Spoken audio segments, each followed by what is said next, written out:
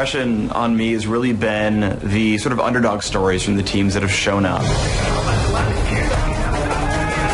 We're in it. It's awesome.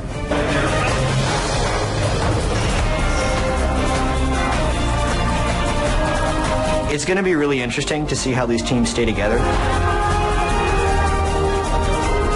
The biggest impression for me has been Giants.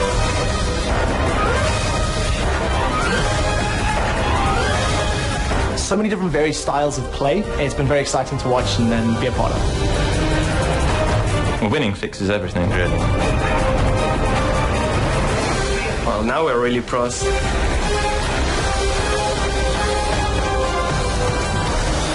It's like a dream coming true.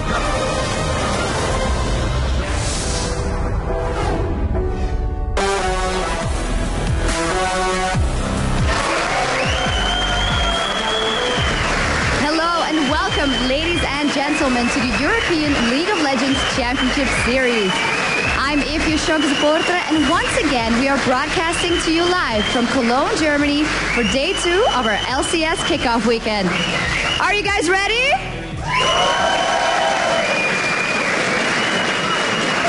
All right. Yesterday was filled with exciting matches and renewed rivalries. We saw established powers asserting their dominance early with their eyes on the prize, the Summoners Cup, as well as some surprising results. Today promises 4 more great battles, but before we kick it over to commentators Quickshot and Joe Miller for our first match, let's take a look at the highlights from day 1. The premiere of the European League of Legends Championship Series didn't disappoint by any means. Broadcasted live from the ESL TV studios in Cologne, Germany, the excited crowd, together with fans tuning in from all around the world, witnessed the best teams from Europe kick off Season 3. The first match of the day was a battle between old rivals SK Gaming and Fnatic. SK Gaming started off strong, securing first blood in bottom for Candy Panda on Twitch. All of these actions they're trying to throw. Meanwhile, down the bottom here, Nif is getting taken down very low. Enrater comes out, Cleanse comes out from Candy Panda. Spray and praise on towards Yellowstar. Isn't enough damage though. He could turn this back on towards Fnatic. He's going to try to. He does get the poison down. Is it going to be enough? The health block is ticking on Enrater. He should just survive. Candy Panda, no! The poison was enough! But Fnatic's unconventional double AD comp with Xpeke on Caitlyn countered SK's early game advantage, securing the victory. From Caitlyn acing the hole as the switch comes down. Can they get Nif? He's very, very low. Cyanide will pick up the kill. Hercubot's in the middle of them. Can they do this one? Enrated is in there trying to control as well. Soaz will get walled into the right side. Egg coming down. There's the ultimate out of Kale. Kevin is falling low and Peke is still hammering away at them. And he is going to get the kill after the flash.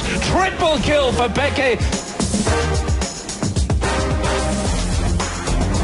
Former Moscow 5 and ex-CLG-EU, now known as GambitGaming and Evil Geniuses, started out pretty even when GambitGaming tried for a 10-minute dragon. This time around it's down to half health. Darian is there helping out Diamond Prox. Here we go then. Anivia comes in. We've got Maokai there as well as Alexic comes around the side. Bottom lanes are starting to get involved in the action as well as Alexic will get stunned up. Walled off brilliantly. He is going to go down. First blood comes in. The rest of the team now starting to get involved in this one as Diamond in the middle. He is running north here. I'm not sure they'll be able to escape this one. He gets stunned up. He is going to be a very dead man from this one, and that will be 2 kills for Evil Geniuses. While managing to keep up the early game advantage, the dragon fight around the 19-minute mark sealed the deal for EG. Olaf is there. There's a true shot barrage coming across. What are they going to go for here? There's the absolute zero as well. Crepo will ulti himself as a Caitlyn ulti comes across. Stan United not quite going to land. This could be bad news for EG. Well, Froggen joining into the fight on the top side. Genji going very low. He's going to be finished off by Wicked, who's now on a rampage. Well, can they deal with the rest of them? Alex is low. Froggen gets the kill. Stun doesn't land onto Darian, but he's got Wicked chasing him. There was a flash in from Yellow Pete. Secures himself the kill. Froggen ended up with 6 kills and 13 assists and didn't die a single time, proving once again why Anivia is a must-ban against EG. Going through the tower here with this one, and there is a stun coming down again. It lands, and the ace coming out from Evil Geniuses. What a finisher there from Froggen.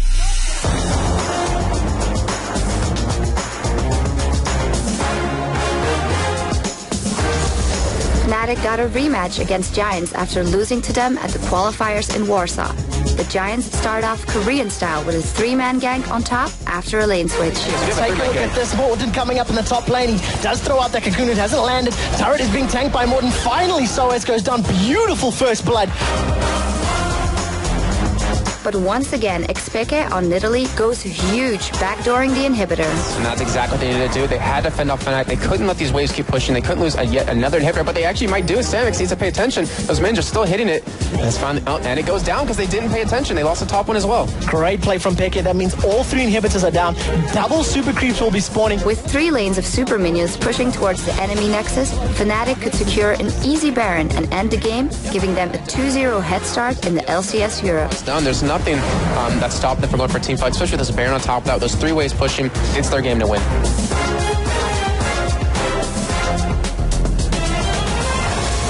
After losing to Fnatic earlier in the day, SK was looking for blood against the Copenhagen Wolves, with Hercubot showing off the strength of Jungle Vi. LCS is going to come in with that Volt Breaker, lands and red dot blows, denting blows, plus the excessive force. Kautok survives for half a second longer than anybody expected thanks to that prismatic barrier.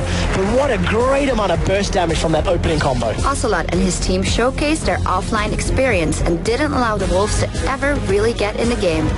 He's going to throw out the Feral Scream. Deficio is going to get forced to Wild Growth himself. Now we see a flash over the wall for Ezreal into the red buff pit. He's going to be chased down by Kevin and Ocelot. A beautiful taunt through the wall catches him. Svenskeren is the last man trying to run away from this engagement. And the SK Gaming decided not to pick up Baron, but they're going to pick up 4 kills instead, or 3 rather, in that engagement. And great play by SK.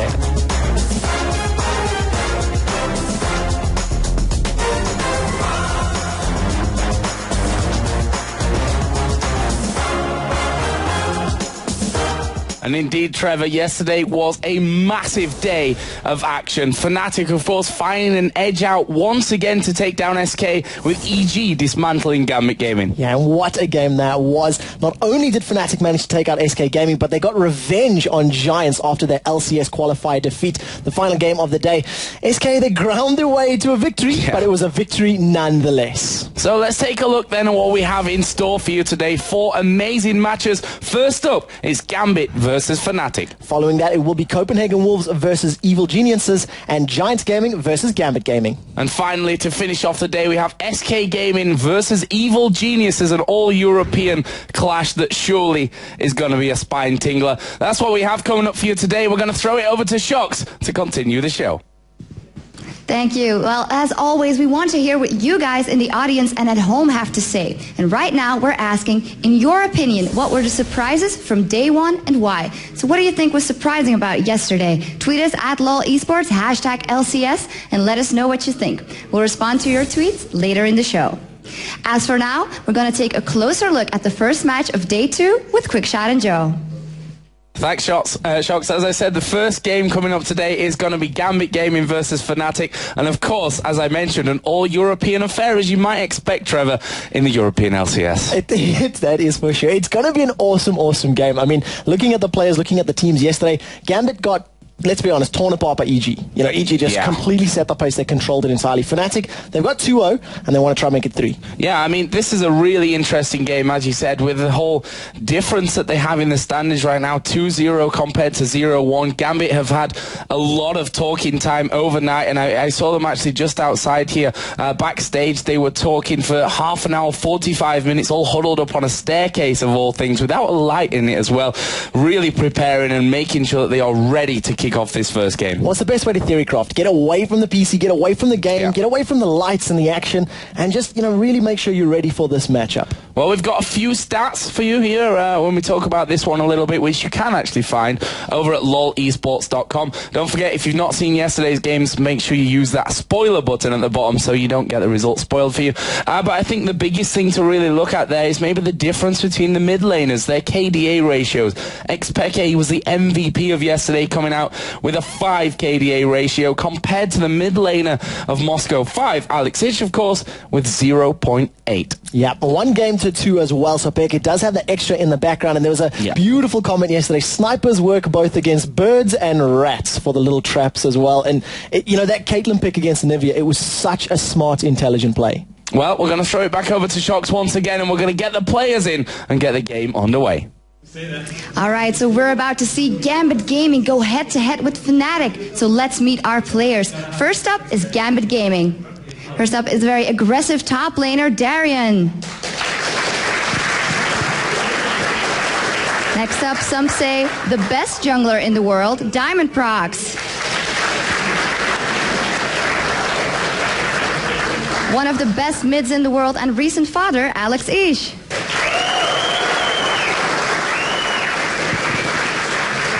The AD carry that popularized Wriggles on AD carries, Genja.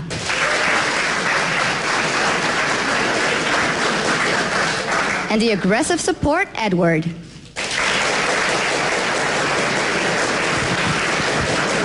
Next up is Fnatic with yesterday's MVP, the mid Expeke.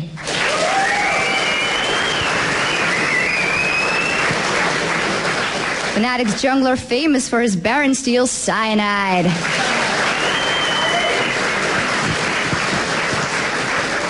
Next up, the top laner that can play anything, Soaz.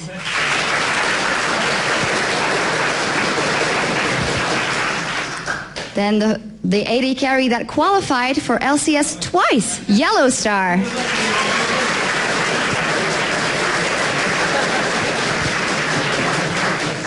And finally, the support with his mad Blitzcrank hooks, it's N-rated.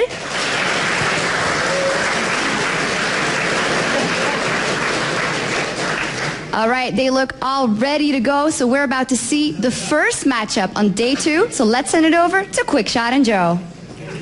Thanks a lot, Shocks. And what an amazing game this is surely going to turn out to be. Fnatic versus Gambit Gaming, of course, the former Moscow 5 team who had an amazing year in what seemed obviously to run up into the Season 2 finals where they didn't quite meet there, and I'm sure their fans' expectations. Fnatic, a team which towards the start of the year, you know, I think it was something to do with that whole Season 1 victory. After that, they never really got started again, but this lineup that Fnatic have got right now are looking hot. They are on fire. There's no other way to put it. And, you know, in Gambit Gaming's own words, leading up to the Season 2 Worlds, they said it was their mistakes. You know, they stood up and admitted, we lost the game. You know, we made the errors, we missed the skill shots that we needed to land, and, you know, they look fired up.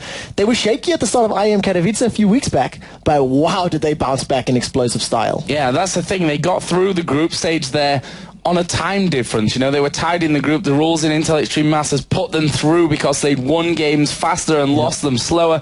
And they went on and stomped the two Azubu teams, which was just an amazing feat from them anyway. The question is here, after losing yesterday already to Evil Geniuses, how are they going to bounce back on day 2 against Fnatic? That's the question, you know. A very questionable decision from the Champion Select, opting to go for that Udyr. I think he was, second or third pick for them. It didn't work out. Anivia was available. It was there for selection. And the very last pick from Froggen just said, look, we'll put the wall up. We'll just make sure you can't get past it. And by not having some sort of dash mobility like somebody like Lee Sin or even Xin Zhao with that charge, he could have negated the power of that wall a little more effectively. And that's the interesting thing about it. So we know that Diamond Prox is, without question, one of the best junglers in the world. His Lee Sin was left open yesterday. They took away his Xin Zhao. He opted to go for that Udyr, which, as we said, really never got involved in the game for him too much. But anyway, enough about yesterday and how it went. Let's think about today and jump into the Champion Select and get into the bans and the picks. And there is from Fnatic, their first ban, Xin Zhao. Yeah, that's exactly what I was expecting to see out of them. You know, it was Xin Zhao that really led the charge against those two Azubu teams that managed to get the victory for Gambit Gaming at Katowice. The Udyr play, there was a very, very brave 4-minute Baron. Dragon. Flashed into the Dragon Pit, picked it up. They were trying to get early dominance of the Dragon Pit, and Evil Genius just simply stopped that. If they had not prevented that, you know, the 10-minute Dragon, which we've seen in the highlight reel, that game could have snowballed so differently. So I wonder if Gambit have got any other tricks up their sleeves. Well, we're going pretty quickly, actually, through the bans here. Fnatic, as we said, Xin Zhao banned out. They've also taken Rise away from Alex Ich. That Kha'Zix ban, which is, in my opinion, still a very important ban to go in. From their side, though, Olaf left open, maybe because they have first pick after all, thinking about picking that one up. On the other side, Gambit Gaming, Elise, Nidalee obviously aimed towards Expectate, Soaz having his Elise and Shen banned out. And as I kind of predicted, I mean, not the hardest prediction in the world. There's no Jat level prediction involved in that one. Olaf first pick. It's such a strong champion. It's so hotly contested. You can just see what a difference it makes, in all the different matchups. Without giving too many spoilers, Voyboy managed to pick up Olaf and he tore people apart with it. But, you got to be careful with these picks, allowing them through.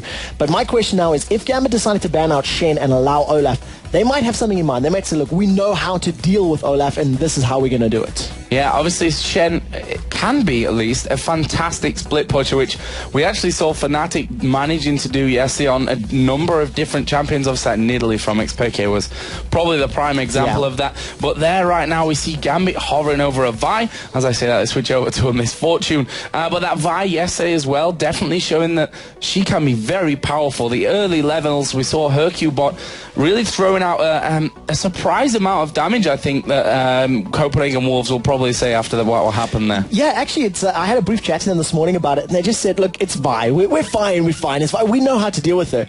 And then after the game, they went, actually, no, we don't. She's brand new. 3 weeks in terms of the competitive scene. It was only just recently allowed for the Warsaw qualifiers, for LCS. And she's so strong. The fact that she shreds the armor and has got that percentage HP damage in one, it takes 3 hits to get there, but it really chunks you down a lot. So let's have a look then. Gambit have got their first picks in there. Sona, of course, Edward, formerly known as Gosu Pepper, his perfect kill-securing champion, that we're going to call it for now, and also Misfortune. We know how strong Misfortune can be in these early levels. Couple that up maybe with an Amumu with the crescendo of Sona as well. That could be a dangerous combo. We'll have to see how they go forward with that in terms of the picks. But right now, Fnatic hovering over Lulu and Kog'Maw. Well, I'd like to see how they decide to play this one out, because we did see this Curse of the Sad Bullet Time composition coming out of GambitGaming at Katowice. They tried to use it against the Korean teams, and let's be very honest, it failed. So the question is now, have they gone back to the drawing books and said, look, let's figure out what went wrong? Was it our mistake? Was it their mistake? We'll see if that gets locked into the rest of the composition, of course, because it is speculation. But the Kog'Maw for Yellow Star, it's what he used to come back in the game against Alternate at the qualifiers as well. And is that kind of champion that you can come back with? He gets stronger and stronger as the game goes on. I think Jason, it was that touched on it yesterday with the whole meta game of stacking health that we have right now. Kog'Maw is a really good champion to be having in there. And there is a Renekton, which we saw again at Intel Extreme Masters. Darian used him almost exclusively in the later stage of the tournament to great effect. Yeah, so powerful. With the current, meta of these 80 bruisers, 80 bursty damage type people, once Renekton gets that fury up and he can slice and dice and reduce the armor of their opponents, Volibear has been locked in. Wow. So the Crocodile and the Polar Bear in the matchup. Honestly, I couldn't have guessed that probably in quite a few years. Maybe a million of them, in fact.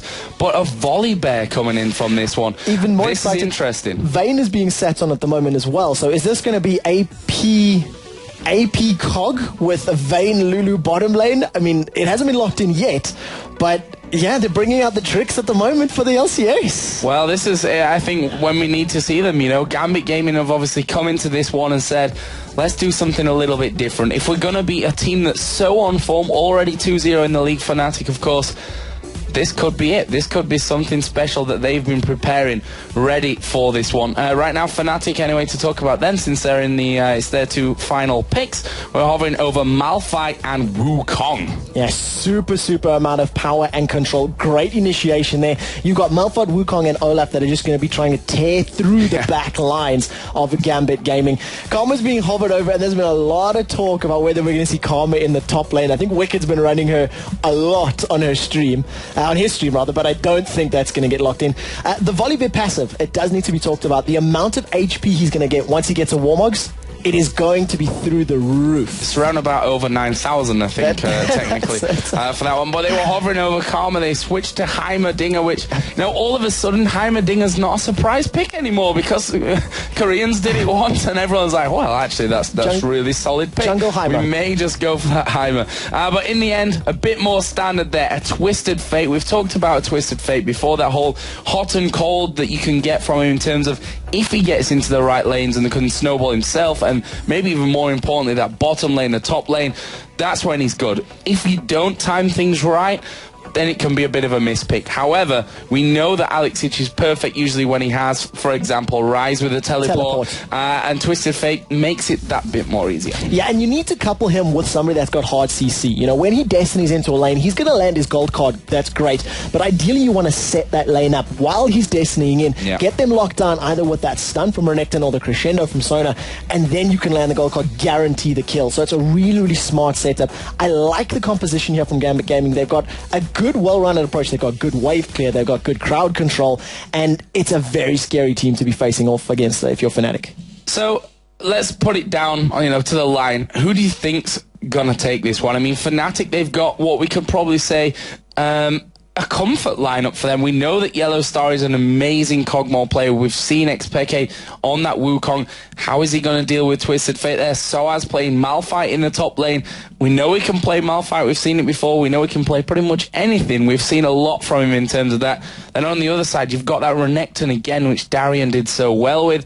The Volibear could be either the best thing to see up to now in the LCS, or it could be another one of those Udyr moments. Well, it's going to be a difficult game to call because of the fact that both teams have got such strong initiation, have both got such strong burst damage from a multitude of different ways they can get the damage down. But I think the key to keep an eye on in this matchup is going to be Yellowstar's Kog'Maw. The longer this game goes, the more farm he gets or the more kills he gets, the more threatening he's going to become. He will be able to shut down, Volibear or Renekton in the time it gets them, throw that Void Ruse out and just chunk them down with Bioarcane Barrage if he's allowed to get to that, power level. Well, I think either way, we're in for a smasher of a game in this one. Just to note there, in terms of summoner spells, the teleport again for Wukong. We saw a teleport Wukong yesterday. XPK obviously is going to be wanting to follow the Twisted Fate around the map wherever he can. Yeah, exactly. As soon as that Destiny starts being channeled, the calls are going to come in for the rest of the team. Look, he's coming bottom, he's coming top, and you're almost instantly going to see that teleport. If Peck is a little slow on the draw to get that spell cast, it's definitely going to negatively affect his team. But 3 Ignites coming out for GambitGaming and 1 Exhaust, that's a very, very aggressive summoner spell lineup. And the skin there for Volibear, it's very Russian, isn't it? Fits into this Gambit lineup perfectly. But really interested to see how Diamond Prox ends up going with that one. But a level 1, Trevor, you expecting anything here? I don't think so at the moment. We've seen this yesterday with all 4 games. The teams were playing very, very cautious, very defensive. They all had very good vision set up in and around the map, and there was no brave things being done until teams find this comfort zone and this understanding of where they are on the ladder. I don't expect too many, aggressive plays. What we can see, though, is GambitGaming are doing a lane swap extremely early on. So, let's figure out then whether we are going to see the start. You can see Soaz and XPK here doing the Wolves at the kickoff of things. Cyanide obviously playing Olaf in the jungle. We've seen that a lot from him in the past. Will be starting off by his Wraiths. Yellowstar taking those golems at the bottom side, and it looks like we will be seeing a blue buff start for Gambit as well. Yeah, so nothing too exciting off the bat here. Olaf does look like he's going to be picking up this red buff first. It is jungle Olaf as well, so we're not going to be seeing the 1v2 lanes that we do tend to see out of Olaf's, picking up a blue buff early. And, it's going to be interesting to see how these teams play the lanes, because Malphite should be relatively safe. He's got that Granite Shield to block a lot of the early poke, and he can clear fairly well under the tower, but he doesn't have the same sustain that Renekton does. Just throw out that Kalamik, get all the HP back, and stay in lane longer. Well, let's see how those lanes end up working out. And actually in the middle, Wukong going fairly aggressive on towards Twisted Fate. You can see there Darian taking damage in the bottom. N-rated obviously just going to be bullying him this entire time, landing those auto attacks, getting that Glitter Lance in there to just do as much as he can, force him to stay completely away from those creep waves. Yeah, because he does need to get into melee range to do any of the CSing. He doesn't have, outside of the Kalamik, any more additional attack damage to get those last hits, which Soaz will get with Malphite. We do see them setting up for a potential 3-man dive. Soaz actually gave up first blood yesterday in the exact same circumstances against Giants, if I recall correctly, and I wonder if they're going to successfully get the kill this time. Well, let's see. Diamond waiting in there. Soaz seems to realize that there may be something up with this one, but he's walked back in towards the tower. Let's see. Diamond looking to get in there. Couldn't quite throw him back. Couldn't get in range for it. And it actually was a flash burnt by Soaz to stay safe. Yeah, so true. You could see the tension in Soaz's face. It's like, I've seen this movie before. I do not want to have an instant replay of yesterday's matchup. But he's being zoned so hardly. Pekka and Alexic trading a lot of damage in this middle lane. They're both at about 200 HP. And in the top lane, you see Soaz has been dived on. This is a 3 versus 2. First blood given up. GambitGaming pick it up on Soaz at the end of the day. And that's incredible there. They had Olaf to come back to really cover that one. And the interesting thing is that Fnatic knew that was happening to them. They knew that that 3-man team was in the top lane. And you don't need to be a math genius to realize 3 versus 2 is probably never going to go, especially at this early stage where Misfortune is so strong, where Sona's poke is so strong, and when you've got that great crowd control, the fling and the fear coming out of Volibear. I also think if I'm looking at the summoner spells there, Flash has been blown for Diamond Procs, Exhaust and Ignite for both Genja and Edward. So I expect it's been one of those Rolling Thunder Flash tosses and then immediately just collapsed upon him. So as you know, just getting jumped on, being caught out, he burned that summoner spell the moment that Diamond Proc showed his face in the lane, and it cost him first blood. So well played to GambitGaming. They're on the board a lot earlier than we've seen them getting on the board against Evil Geniuses yesterday. But Cyanide may want to reach, even a score up, but of course there is no Darien there for him to do so.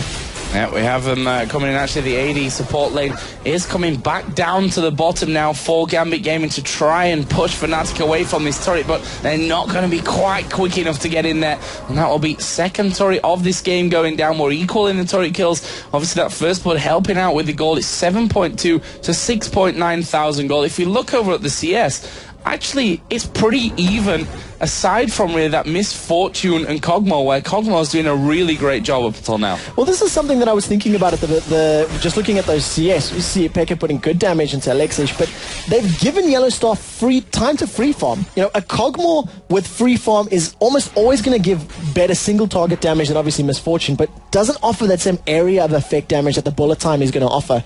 In a straight up duel, you would expect the Kog'Maw to win if they've got equal items in that regard. So, interesting move from Gambit to say, look, we're not afraid of Kog'Maw right now because we've got the team play and the AoE to shut him down.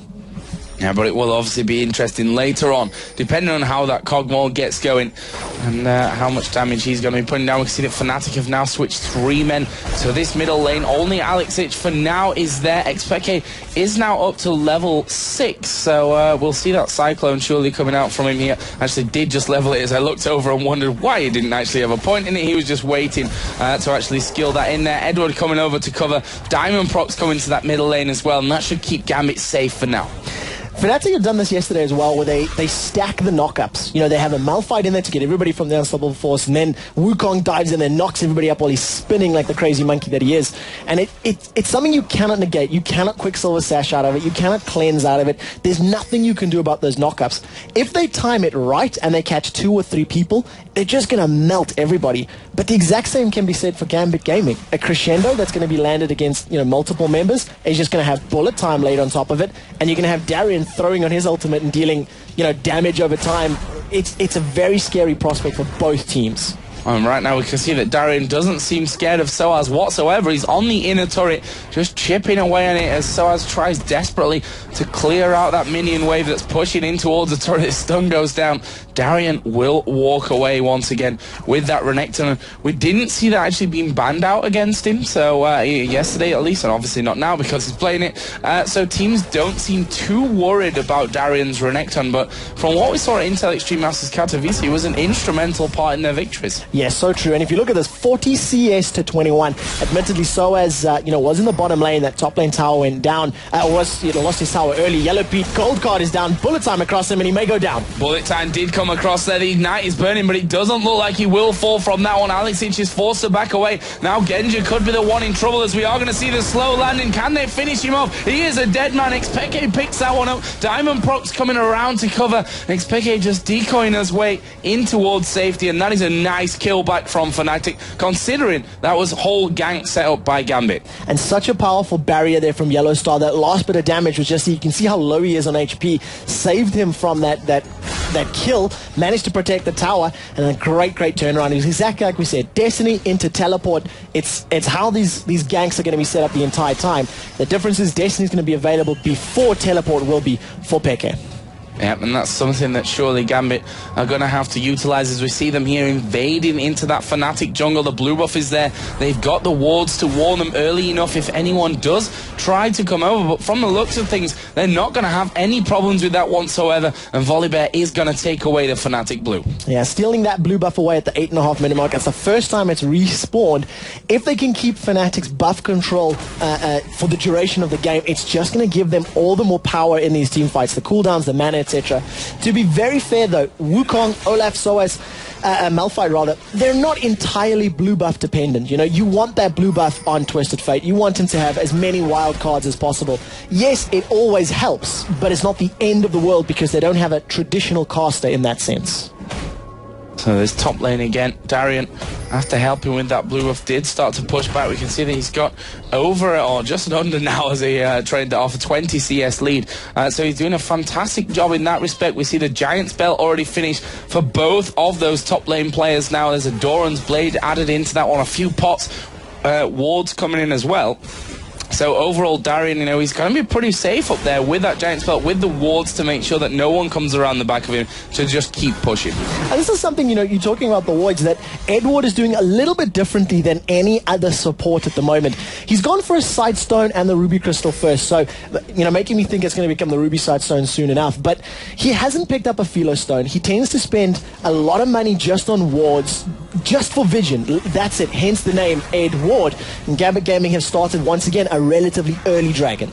Yeah, we saw, I mean, this, if we compare it to yesterday, is not relatively early at all, because that was a 3.5 minutes or something ridiculous, as we are going to see them engaging here. Peke going to get knocked up. His ultimate maybe not going to be enough for Fnatic in this one. Crescendo comes across. Here comes Soaz, though. He gets the unstoppable force across a lot of them, and Gambit, their health is diminishing completely from this one. It's already a double kill, as Diamond Procs will take out Cyanide in the end, but can Diamond escape from this one? He's got Yellow Star, Soaz, and then Rated chasing into him. They decide though to back off. They end up trading 2 for 2. The dragon was not taken in that engagement, and you can see how powerful that passive is from Volibear, chunking over 40 HP a second. Those green numbers flying across your screen. But what a great initiation from Soaz. He dived in with that unstoppable force, knocked up I think 3 or 4 members in that engagement, completely mitigating the amount of auto attacks that can be put down from Misfortune. But bullet time was not used. Soaz was onto Genja quick enough to avoid that huge ultimate being used. Yeah, that could have really swung things as well. I mean, we saw Xpeke, he did die fairly quickly, but he was in there. He managed to get the position that a Wukong needs, which is right in the center of the team. Knock as many people up as you can. He did a good job there, but we can see now that Gambit, after that fight, have decided to push once again, try to take the first dragon of the game. We're 11.5 minutes in. However, Peke is still waiting here off to the side. Edward specifically there needs to be careful because he is so squishy, especially with that Wukong with the Brutalizer and a Vamp Scepter. If he was to attack him there, he certainly couldn't stay, but Genja just going in there will clear out the wards, and Gambit seem to have their sights firmly set on this dragon. Yeah, they made it very clear yesterday against Evil Geniuses that they were playing very dragon focused. You know, super early. They had the 4-minute dragon, then picked the fight to 10 minutes for dragon. Eventually that led to first blood kill. Around 90 minutes when dragon respawned, GambitGaming were there again. You know, the first 20-25 minutes of that game, it was literally all about the dragons. They cared more about that than they did for pushing the lanes. And again, it's slightly different to what we've been seeing in the Season 3, as most of the teams are pushing lanes and pushing towers.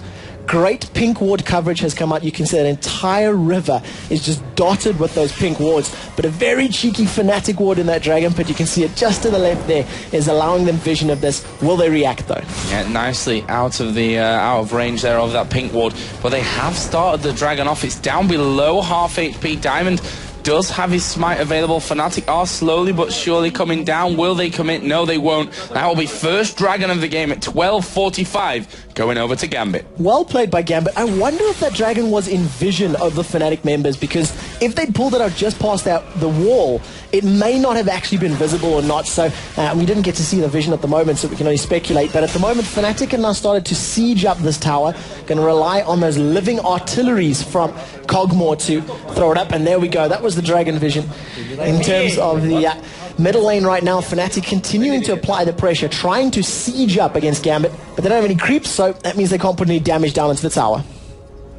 Well, they are just holding up here at the side. Who is going to get the better of this one? I mean, Fnatic with all 5 men there. Gambit are sending Alex away, which, you know, the smart one at the end of the day, he's the one with Destiny. He's the one that can join back into the fight if he really needs to, but they need to make sure that they keep this tower safe. And you can see the entire time Yellow Star just putting out as many auto attacks onto that as he can, doing the damage to those Gambit champions that are trying to hold on to it. And it seems, at least for now, that it'll push Fnatic away and stop them from being able to put too much damage down. Something that's very important to note about that little, trade back and forth, Darien lost a lot of health there. You know, he'd taken a lot of poke. I mean, it was Seismic Shard, it was Undertow, he got turned into the little munchkin by Lulu, and, Cogmore was bashing away. But in that 2 or 3 seconds where he could not engage or could not fight because of his positioning, he lost half of his health points, and he's going to need to be more tanky than that if he's going to cause any sort of problems for the Fnatic backline.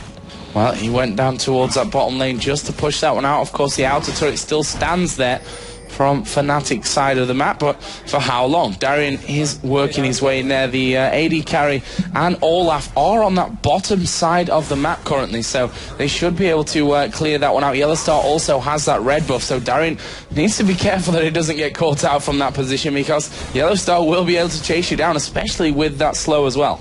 Both of the AD carries as well, mimicking one another's builds. You've got the Pickaxe, Vamp Scepter, Pickaxe, Vamp Scepter, on the other side, Pickaxe, Doran Blade, and the Cloth Armor, just to reduce some of the auto attack damage coming out of Renekton. But interesting to see them going for that early power. They want the Pickaxe now. It's a little different to what we usually see out of the AD carries, where they tend to go BF Sword, Bloodthirster, or Infinity Edge. They go for that BF Sword first.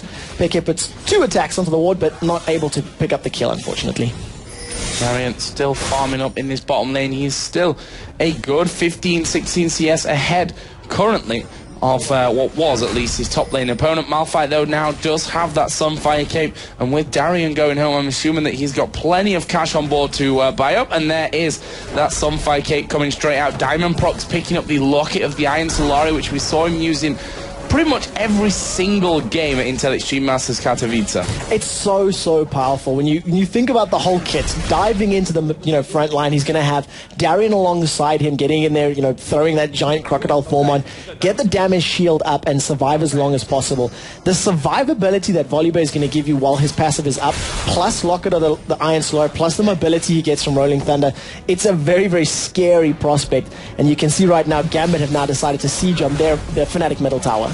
They need to be real careful, though. If Xpeke decides, okay, game on, and goes in there, they could have a problem. But we see that the build that Xpeke is going for is not necessarily very tanky right now, which means that, to be most useful, he has to be in the middle of the team, but at the same time, he has to survive it as well long enough to really do what he's intended in that one. So that could be a bit of a double-edged sword for Fnatic. We'll see how they manage to put down the damage here. You can see Diamond being chipped away at by Yellow Star, and just trying to force them away from this outer middle turret.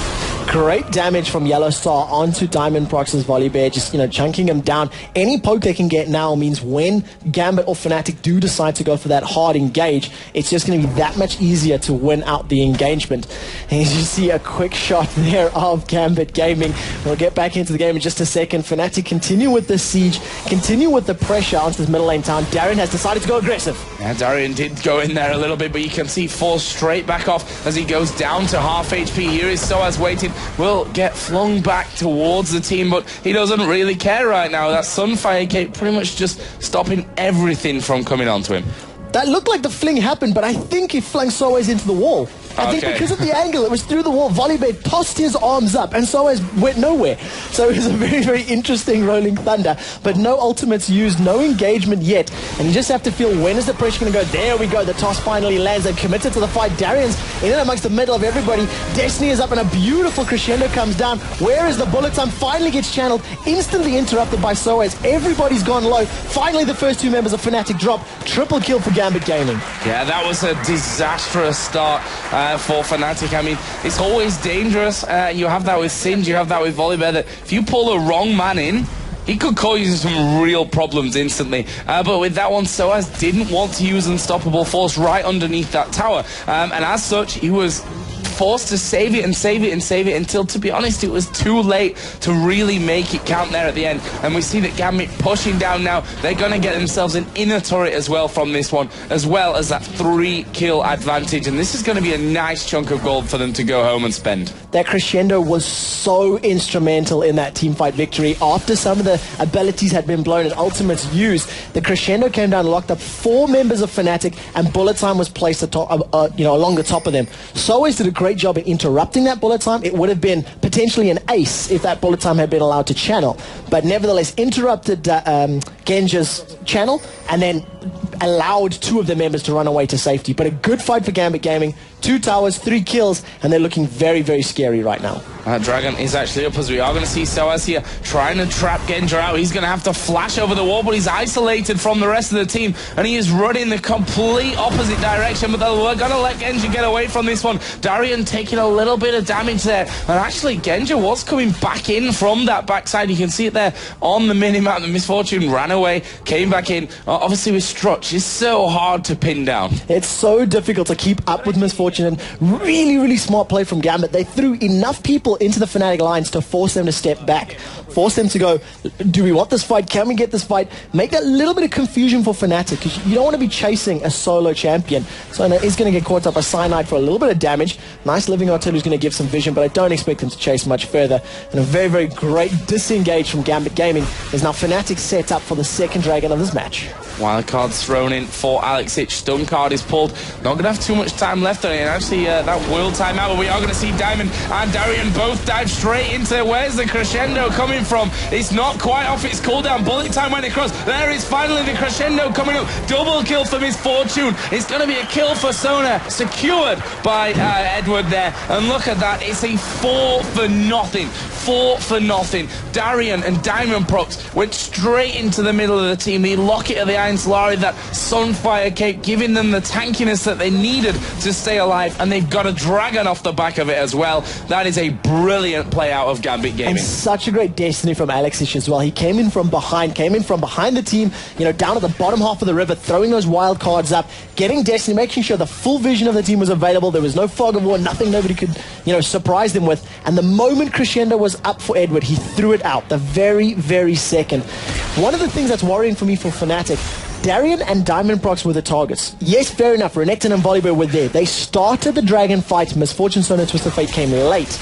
But they didn't have any damage on that TF or that Misfortune at all. And they're not going to be winning team fights if they allow those sort of long-range AoE damage dealers to survive these engagements. Yeah, and that's what kind of surprised me. I instantly looked as, they were all bunched up, but there was no crescendo. I instantly looked over towards Edward, realized it's on cooldown, but even without the control of the team that crescendo offers, the bullet time was across the entire team anyway. And as you said, they blew everything on the tanky 2 players in that lineup, which you just can't afford to do with Misfortune and Twisted Fate. They're hammering away at you at the same time. Genja is currently doing the red buff on the Gambit side of the map. The wards are all down. You can see there's a pink ward, 3 vision wards as well on that top side of the jungle. So Gambit right now have a really good grip on the map and on the vision. And take a look at Edward. Once again, 2-0-8. He's, on the team that's got multiple dragons, has got multiple towers, so he's got some extra gold to spend. Does not have a GP10. Gone for, the Ionian Boots of Lucidity, cooldown reduction, so he can get his crescendo up more often, get those cords up as quickly as is possible, and just relying on every single member of the team to keep the vision up. Darian and Soaz poking back and forth. Destiny comes up from Alex. She gets interrupted by the knockup. Great play from Expeki, landing the flash into Nimbus Strike. And what a beautiful play from the consistently clutch Expeki. Yeah, that's what you really have to watch out for with Twisted Fate. I mean, you feel like, okay, I'm Twisted Fate at the end of the day. I'm safe pushing here. Destiny's channel time is not really that long, and there's not all that much that can interrupt you. Well, if you take Expeki Soaz out of that encounter, then, a very, very difficult one to really call. He thought he was safe, but in the end, just quite wasn't that thing with Expeki obviously using his flash to get right on top of him. He's going to try and teleport away from that one, but Diamond Prox got the damage in there as Volibear. Now Enrated's been caught out. Darian and Genja hammering away on him. And Fnatic again, alright, they've caught Alex Ich out there, but for what price now? They don't have the vision. They do not have the same vision. You look at that minimap, you can see there's absolutely no wards on that bottom half of the map. And, you know, what was Peke doing that deep? Yes, he got a very nice kill, but you can see Yellowstar had recalled. He went to spend some money, played a bit safe because they did not need to be that overextended. Unfortunately, Peke didn't quite get the memo and he got caught out. And I think Enraged was just trying to ward. You know, it's one of those situations, you can see the ward near the river. He just wanted to get up there, put a little bit of vision down to prevent it happening. And unfortunately, he got caught out, a victim of his own circumstances. Another pink ward coming up from GambitGaming. The amount of vision wards that this team has put down on this map, and I think that they did at IEM as well, it's just exceptional, and it shows what a difference it can make on the game. Yeah, a massive difference. You're right with that one. As Soaz here is being chased by Diamond. Thanks, Peke will actually just decoy away to safety, but Diamond, he's very tanky, and with that Aegis in there on top of the Locket, you've got the Sunfire Cape obviously on the other side. I mean, Fnatic, they're not without their tankiness either. You've got Sunfire Cape on both Malphite and on Olaf. A second Giant spell actually being finished off earlier on by Malphite as well. So they've got decent health in there, but if they keep getting caught out, they're going to have that disadvantage when it comes towards the items. And Gambit, up until now, have chained all their ultimates together perfectly. Here we go. Soaz actually going to go in there without really having vision. Here comes Alex Ich. Is he going to come from the backside? Yes, he is. He will Destiny in there. What's it going to mean for them? First kill has already come down. Double kill it will be in the end. Cyanide trying to escape. Flash finisher there. And a triple kill coming out for Darian. It was Genja who get that kill onto Olaf, and he's now on a rampage. Soaz, look, ironically enough, the man that was first in there to face check that area with absolutely no vision was the only one to walk out alive. And what great game sense from Gambit. They knew that Soaz was the face checker. They knew, look, Soaz is the scout. The rest of the team is going to be close by. So that's what the team did. They focused their attention towards the river, moved forward, and yet another amazing crescendo from Edward, catching 3 members of the Fnatic team, locking them up entirely. I believe Peke was just outside of the range, but, you know, preventing it, the bullet time, shredding absolutely everybody. Bloodthirster and Last Whisper, there's no Black Cleaver there yet, but the Last Whisper and the damage from the BT was more than enough to decimate their HP bars. And GambitGaming, 10,000 gold lead, 16-4. They've got Baron buff. They haven't lost team fights yet, and it doesn't look like they're in a position where they will be losing them anytime soon. And boots of swiftness on Misfortune as well, as if that strut wasn't enough when you're out of combat for her to escape or to get involved, in fact, in the action.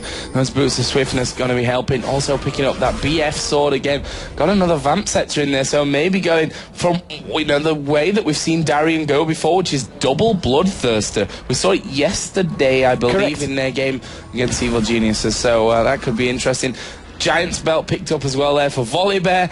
We've got the Negatron cloaking along with the Warmogs and the Sunfire Cape on towards Darian. So just overall the bonus that they've got from that last 4-man takedown from that last Baron is just, I don't know if Fnatic are going to be able to handle it. And Edwards, you know, looking at the items, looking at the, you know, talking about Genja's double Bloodthirsters, Edward is working towards a Zeke's Herald now. Now, Zeke's Herald was recently rechanged. We don't see too much of it as Darian does get collapsed upon. There's 4 members of Fnatic on him. He's just going to slice and dice, throw on that ultimate, carries on chasing. Undertow's going to catch him once. Now, Diamond Prox has joined the party. Coldamik is up. Are we going to see? There's the Wild Growth. That's going to knock him up. But take a look at this. Destiny from Alex Ich has now joined the party. Darian is still alive, but his ultimate is now run out. Crescendo from the backline locks them out. Fnatic lose 4 members. That was 4-on-2. They got baited into it and simply could not do anything. Ace at the end of the day as well. And that was just incredible. Fnatic chasing Darian, the tankiest man around right now. Diamond Prox comes in. They pretty much sewed up those kills before Twisted Fate even came in there. Volibear and Renekton against 4 men, taking up so much health. Then the rest of the team collapsing. Edward's crescendo again was absolutely pixel perfect across the entire team, and they just sewed it up in the end to really win that one. I mean, they're 1,400 gold now in the lead, 21-4 in kills. This looks like a different team again to what we saw yesterday out of GambitGaming. We know that they're a team that can do things like that. Intel Extreme Masters Katowice, I feel like I'm harping on about it, but that was an example of it, that they come in one day and they don't look good at all. They come the next day and they beat Azubu Frost and Azubu Blaze. So, the difference that a day makes. And take a look at the scoreboard. We have to give props to the players. Yesterday, it was the role reversal. Yesterday, GambitGaming were the ones that I think had 1 kill on the board for the first 25 or so minutes. It was such a long time before they started getting any kill counts up. But Darien, 6-0-12. Diamond Prox, Enrage has been caught out. He is going to go down. And it's just a matter of time before they can chase him. He's going to get a speed boost as Darien comes in from the back. Lands the stun, and Volibear will use that vicious strike to land the last hit. But 0 deaths on your jungler, your top laner, and your support. Edward, 3-0-15. You don't need GP10 when your team is playing this amazingly well. Yeah, GP kills. That's what they got right now. Yeah, exactly. The Zeke's Herald is now finished up there. Lichbane is finished for Twisted Fate. What else did we have in that last buy round? Volibear picking up. Actually, that Giant Spell was already there. It's a Warden's Mail that he just went on that last time. So as is trying to push a little bit in this top lane, but Gambit are going to be taking another tower here. This is going to be another inner turret on this bottom lane. Yeah, for sure. That's the 6th tower of the game there for GambitGaming. 3 members of the team are there. Renekton is just so powerful right now that he's playing the front line. They don't even need Volibear and Sona for this push. You can see as the creeps hit the tower, though, there is Alexish. He's now hit on the lane. He's with the tower. Darian's gone super aggressive. We see the Destinies coming out. They're going to try jump onto Yellowstar. Wild Growth immediately put down at him, but he's dropped so low. Unstoppable Force plus Cyclone comes out. They carry on with the fight, and GambitGaming are looking good. They're not losing health here, Gambit. I mean, Darien has gone decently low, but Diamond is still over half HP. Cyanide goes down very quickly. One of the tankiest members of Fnatic being absolutely destroyed there. So far, Gambit not lost a man. They've taken down Olaf. They've taken down Wukong, and they're going to take down the first inhibitor turret in this bottom lane.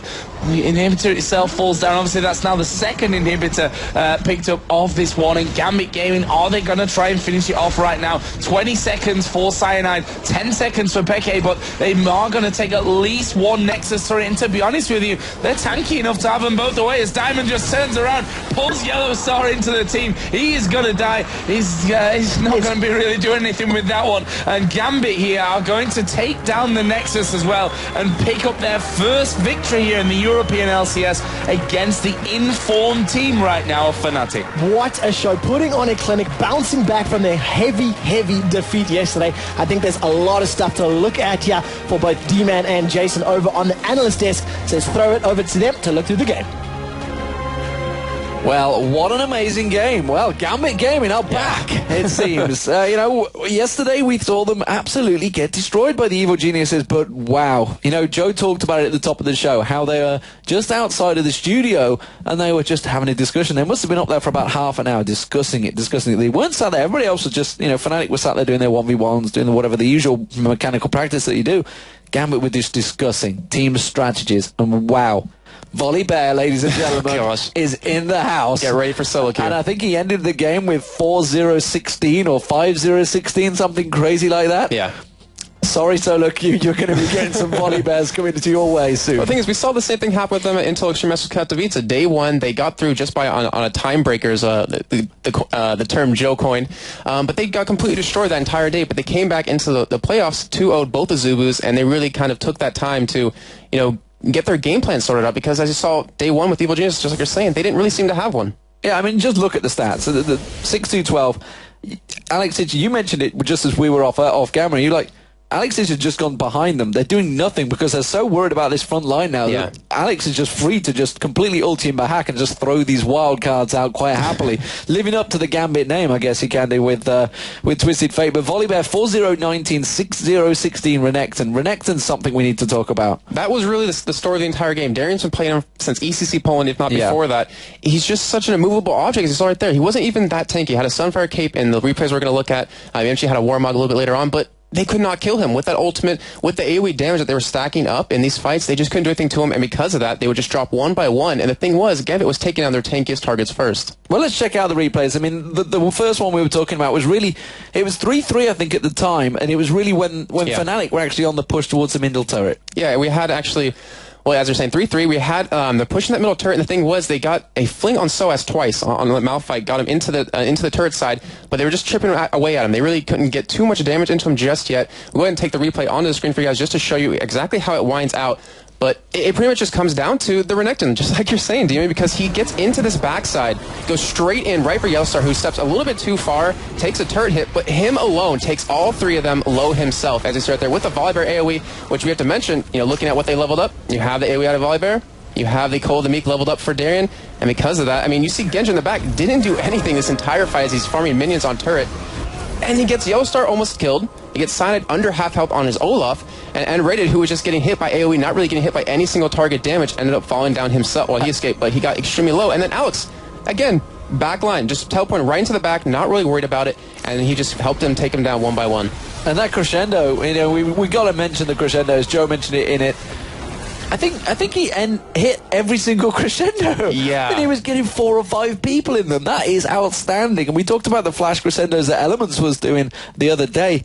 Genji just landed probably on 4 or 5 people, probably about 5 times in that whole game. He was amazing. And the funny thing was, is that a couple of them... I'd say Genji, sorry, it was Edward. Oh, Edward, of course. Genji maybe with using the guns to stun people. Oh, gosh. The thing was, it didn't even really matter in a couple of the fights. The next replay we're going to look at, he lands it, but it's the last second. It's not like he's trying to protect someone. He's not trying to group them up. He just uses it because he can, maybe trying to get a couple of kills here and there.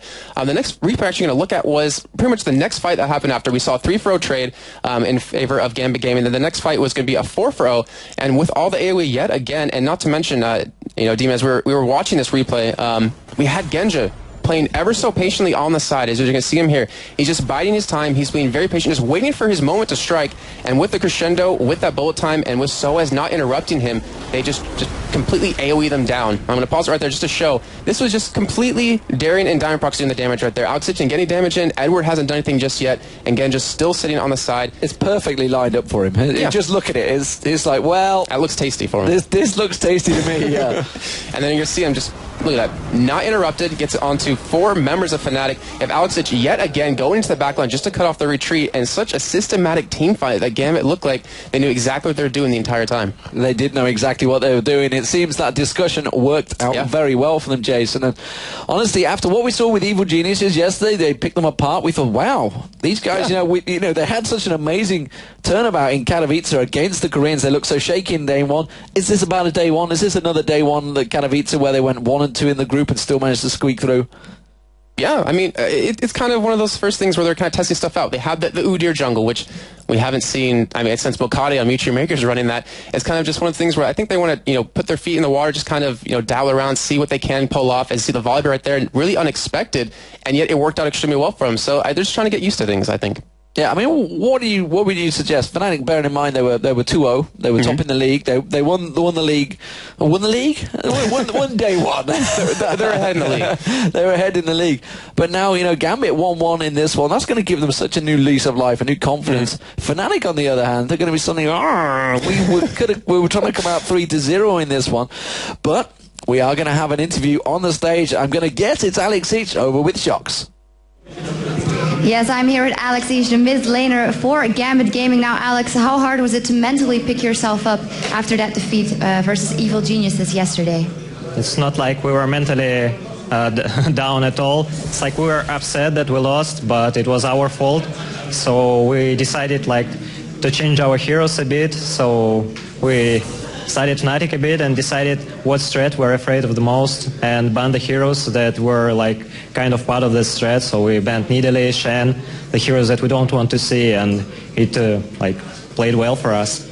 All right, and looking at the season that's yet to come, what have you seen from the other teams and your personal experience? Who do you think is on top right now or you fear the most?